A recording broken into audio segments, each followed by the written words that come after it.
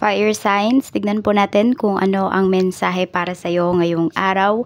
Keep in mind po na ito ay general reading lamang, so hindi po lahat ay makaka-relate, so be open-minded. Sa mga hindi pa po nakasubscribe dito sa ating channel, please subscribe na po kayo and palike na din po ng ating video. At sa mga nais pong mag-avail ating private readings, Lucky Stones and Amulet, makikita nyo po yung link sa description box below. Tarot Intentions by Aliana Grace. Umpisahan na po natin. Okay. Aries, Leo, Sagittarius. Tignan po natin kung kamusta ka ba ngayong araw na ito.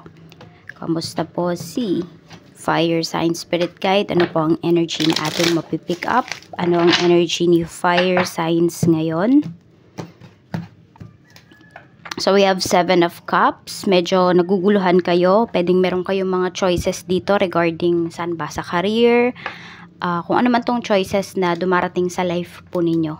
So gusto nyo namang talagang i-take yung mga opportunities. Ayan, pwede nga nag-iisip kayo dito and medyo naguguluhan po kayo. You feel na yes, may mga opportunities na dumarating pero pwedeng hindi kasi yun yung opportunities na hinihintay mo. So parang sabihin natin 50-50 ka dito. Fire signs, yung mga decisions mo ba, hindi talaga siya solid as of this time or as of today. Tignan natin kung ano pa yung mensahe para sa'yo. Kamusta naman yung iyong family? Family, spirit guide. We have 6 of Swords. Okay, so merong bumabalik-balik dito na problema. Hindi ko alam kung tao ba ito, fire signs, or ito po ay pagdating sa, sabihin natin, sa isang sitwasyon, ayan po, sa family ninyo na pwedeng hindi kasi napag-uusapan. Yun yung pinapakita dito. So, hindi kayo open sa isa't isa. You know, parang kapag may nag-away or may isang sitwasyon na napakagulo, pinapakalma nyo lang sarili nyo, tapos tutulugan nyo lang, then the next day, okay na lahat. Alam mo yun, para kayong nag-amnesia lahat ng family mo. Or it took days din bago humupa ba yung mga emosyon. Pero after nun, parang wala na, hindi nyo na pinag-uusapan. Parang ayaw nyo nang balikan yung mga problems. Kaya ang nangyayari, bumabalik-balik lang siya. Kasi hindi talaga nasusolve ng maayos. Ayan, hindi siya napapag-usapan. Ayan po. So, tignan natin. Tapos, kung meron namang family members mo na nagpaplano na umalis, pwedeng travel kasi to. Hindi ko lang alam kung outside ba o ng Pinas, ganyan, or anumang travel to, short travel, short trips, ayan po, pwede kasi na ma-delay siya. Tingnan natin, ano pa yung mensahe, spirit guide, or kung meron kayong inaasahan na umuwi, pwedeng, ano pa siya, parang delay ng pwedeng 6 hours, o kaya naman ng 6 days. Kung nasa malayo naman yan, could be 6 months pa yan bago makauwi. Itong family members po ninyo, or relatives. Check naman natin pagdating sa mga friends mo, kamusta? Sa mga friends mo, we have the Star. Okay, so may isang kaibigan ka dito na nawawala ng pag-asa. Pwedeng puro delays din talaga yung nararamdaman ng friend mo na to. Okay, so meron siyang iniingatan. Hindi ko alam kung pregnancy ba ito or kung meron siyang karelasyon, yun yung iniingatan niya. Ganon din yung energy na pinapakita dito, yung kaibigan mo, hindi kasi siya nagiging honest sa nararamdaman niya. So, parang kung kaya niyang kimkimin, kinikimkim lang niya yung mga feelings niya, yung emotions niya. Kaya ang nangyayari, napakagulo. You know, kapag, ayan na, pag sumabog na siya. Tapos ang nangyayari, ikaw yung nakikwentuhan niya. 'Di ba? Ikaw yung lagi niyang pinupuntahan dito. Maglagay ka ng boundaries towards this friend of yours. Kasi, mapapagod kapag kausap mo siya. Okay? Tapos, ang ano ko lang dito, pwedeng may depression yung kaibigan mo na to. So, iba-iba na kasi ngayon yung sabihin natin. Yung pagkakaroon ng depression, yung symptoms ba? Yung nararamdaman nila, or yung mga pinapakita nila, gusto nilang ipakita sa'yo. Meron dito, yung akala mong malungkot, yun yung may depression, yun pala yung sobrang saya. So, tignan mo yung mga kaibigan mo kasi pwedeng meron isa sa kanila is nanghihingi talaga ng tulong sa'yo. Pwedeng fire signs ito, Aries, Leo, Sagittarius, at pwede rin naman na air signs, Aquarius. Kung meron kayong mga kaibigan na Aquarius, pwedeng dumadaan sila sa depression. Ayan. pwedeng pag nakakausap mo sila, parang ang saya-saya pa nila. You know, they motivate you, etc. Nagpapatawa pa sila, pero ayun, meron pala silang pinagdaraanan at hindi nila yun sinasabi sa'yo. Meron ka ditong kaibigan, yes, napakalihim niya. Tignan natin, pagdating naman sa iyong love life, kamusta po ang love life ni fire signs? We have King of Swords, okay, this could be you, this could be your person. Coldness kasi yung pinapakita dito, so pwedeng meron sa inyo dito, fire signs, kakahiwalay nyo lang. Meron naman dito is, ano kasi to, responsible. Ito yung pinapakita. So, very responsible yung person mo pagdating sa mga plans ninyo towards your family, towards your relationship.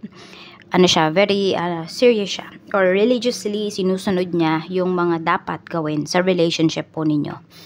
Hindi mareklamo tong person mo. Pero once na nagreklamo siya, talagang alam mo na may mali. Tignan natin. At saka itong person mo kasi mas more on fire signs. Pinapakita kasi dito na isip kasi yung pinapagana niya. So, may mga times talaga na cold yan sa'yo. Or yun nga, pwedeng tahimik lang kasi yung person mo. Tignan natin. Ano pa yung mensahe pagdating sa iyong kaperahan? Kamusta naman? Sa kaperahan naman, maganda yung kaperahan mo ngayon because we have 10 of Pentacles. Okay, so pwedeng mayroon ka ditong masisecure. Hindi ko alam kung matatabi mo na ba yung mga pambayad sa bills, yung mga ganyan. Basta meron ka masisecure dito na mga bayarin. Okay, I mean, yung pera na para doon ay matatabi mo ngayong araw na to. Or kikitain mo, pwede, ngayong araw. Okay, tignan natin. Tapos, meron din pinag-uusapan dito regarding sa mana. Pwedeng sa lupa yan, pwede rin namang usapang pera yan. Okay, so nakikita ko kasi dito, pwede na ang hirap niyang hatiin kung paghahati-hatian nyo yung kunwari lupa. So, pwedeng, ang gagawin na lang dito, yung solusyon talaga is ibenta. Tapos, yung pera na lang yung paghahati-hatian ninyo dito. So, ayan, tignan nyo. Pero, baka may tumututol, hindi ba? Tignan natin. Ano pa yung mensahe natin pagdating naman sa career? Kamusta naman po ang career, spirit guide, fire signs? Kamusta ang career? Mayroon tayo ditong the devil. Okay. So, some of you, ready na talaga kayo dito na umalis sa trabaho. Toxic na po kasi yung nangyayari. Ayan yung pinapakita dito sa atin. Toxic energies. So, nararamdaman mo yan sa trabaho ngayon. May mga toxic kang kasama. Ayan. Pwedeng after nitong, di ko alam nitong month ba na to or after matapos ng kontrata mo, hindi ka na talaga magre-renew dito. So, ano ka na dito? Fed up ka na sa mga nangyayari. Tignan natin kung ano pa yung mensahe. We have also, ayan po, 8 of Pentacles. Pagdating naman to sa business mo. Napakaganda ng business po ninyo ngayong araw na to. Yung sales ninyo, dire-diretso lang yan. Madami kayong productions ngayong araw na ito. And, i-double check mo daw yung standards ng inyong mga binibenta. Kasi pwedeng magkaroon kayo ng problema in that matter. Oo. Tsaka meron ka ditong kliyente na, ano ba to? Hindi naman siya mareklamo, pero parang ganun natin. Quality. I mean, syempre, tinitignan niya yung quality ng produkto na binibenta mo. Or yung, syempre, yung quality ng product na binibili niya. Pero syempre, dapat ilagay din naman niya sa presyo. Ayan, madami kang mga, kung meron kang mga staffs dito pagdating sa negosyo mo, very dedicated talaga sila or focus talaga sila ngayong araw na to pagdating sa mga gawain po nila. Tingnan natin ano ba yung mga positibong paparating para sa'yo ngayon. Mayroon tayo ditong death card. So, may pagbabago, may changes. Ayan po. So, kung ano man to, sabihin natin kung medyo hindi maganda yung mga nangyayari sa life mo, fire signs, this past few days, ngayong araw na to, pwedeng mabago yan.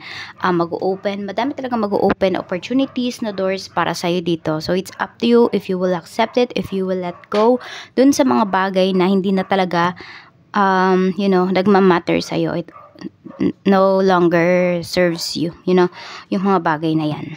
Tignan natin. Ano pa? We have 3 of Wands. Okay, so may mga delays ka talaga dito. Pero alam mo kasi yung delays na yan or yung time na yan na magkakaroon ka pa ng parang time for yourself or sabihin natin na time para makapag-isip is ano din naman yan.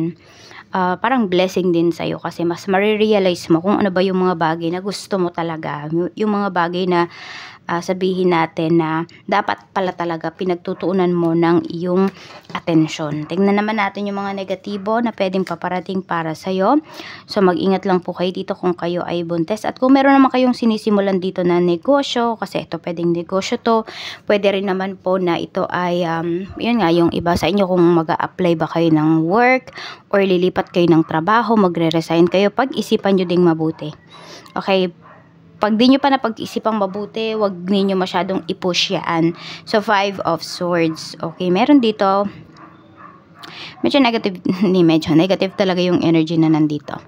So, ayan po, ingat lang kayo kasi, hindi ko alam kung kayo ba ay napaglilihihan ng buntis. Ayan.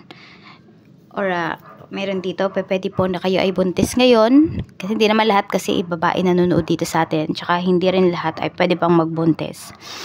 Oo. Para ayan, para sa mga pwede pang magbuntis or buntis ngayon, okay, pwede niloloko kayo dito. So, mag-iingat po kayo, okay?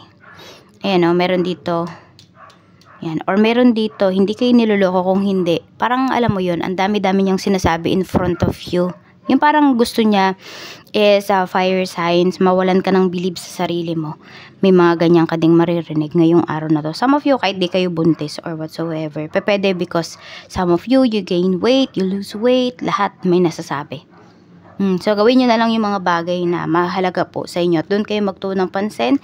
Kaysa pansinin yung mga ganyang uri ng tao na lahat ng gagawin mo ay may masasabi para sa'yo. So, ito po yung inyong mga lucky numbers. Sulat nyo na lang po. We have number 16. We have number 50, 47, 24, 55. Ayan. We have number 9. Hindi ko alam kung ano pa. We have number 1. Ayan po yung inyong mga lucky numbers. Hindi ko alam kung ilan yung nasabi ko. Pero ayan po.